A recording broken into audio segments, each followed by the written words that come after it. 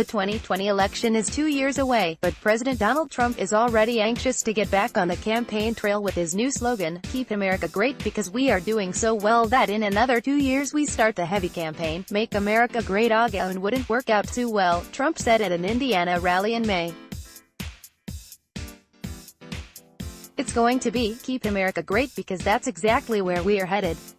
But don't tell anybody. I don't want anybody to know. But I do like that," he said. An incumbent president hasn't faced a primary challenger since Pat Buchanan challenged, and lost, to George H.W. Bush in 1992. But Trump's unique approach to the presidency and off-the-cuff campaign style may have some thinking of mounting a primary challenge. Here are 4 potential Republicans who could run against Trump in 2020. John Kasich. Ohio Governor John Kasich, who ran for president in 2016, has said he's not ruling anything in or out when asked if he would mount another campaign for president in 2020.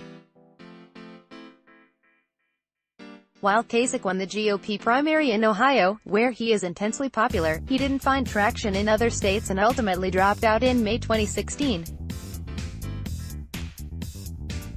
"The spirit, the essence of America lies in the hearts and souls of us," Kasich said when he suspended his campaign.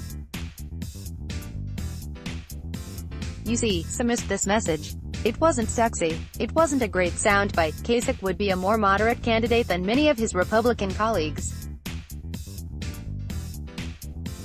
The Ohio governor has publicly supported gay marriage and asserted that global climate change is real and that humans are a contributing factor. "The Republican Party is my vehicle," Kasich told Politico in March. "It's never been my master." Jeff Flake. Arizona Senator Jeff Flake, one of Trump's most vocal critics, told NBC's Meet the Press in May that running for president wasn't in his plans, but he said, "I have not ruled anything out yet." Flake announced last year that he would retire from the Senate at the end of his term in January 2019. While Flake was critical of Trump early on, his rhetoric against the president increased after he announced his intention to retire. "An American president who cannot take criticism, who must constantly deflect and distort and distract, who must find someone else to blame, is charting a very dangerous path," he said in a speech in January. "And a Congress that fails to act as a check on the president adds to the danger." While Flake's voting record is consistently conservative, he has shown a willingness to support Democrats.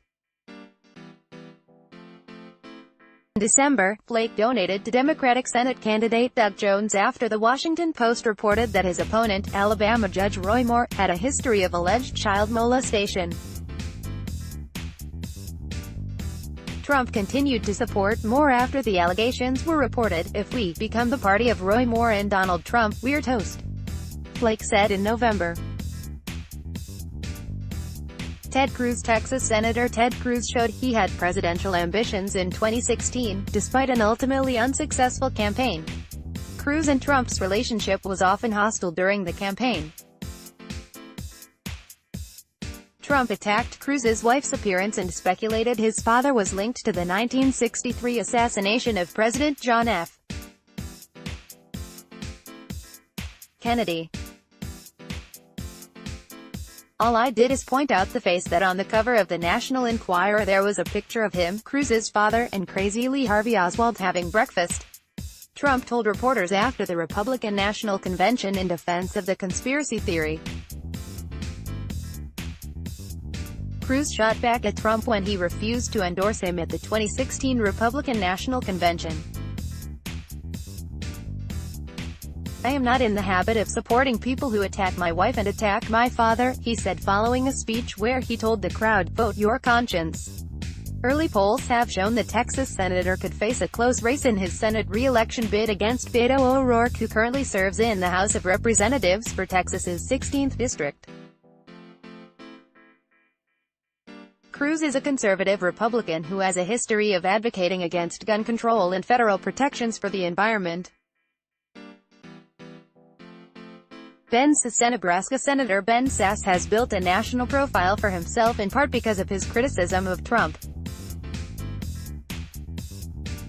Sasse posted a statement online before the 2016 election that said, Mr.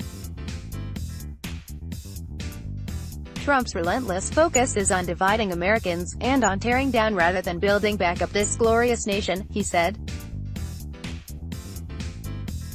Much like President Obama, he displays essentially no understanding of the fact that, in the American system, we have a constitutional system of checks and balances, with 3 separate but co-equal branches of government.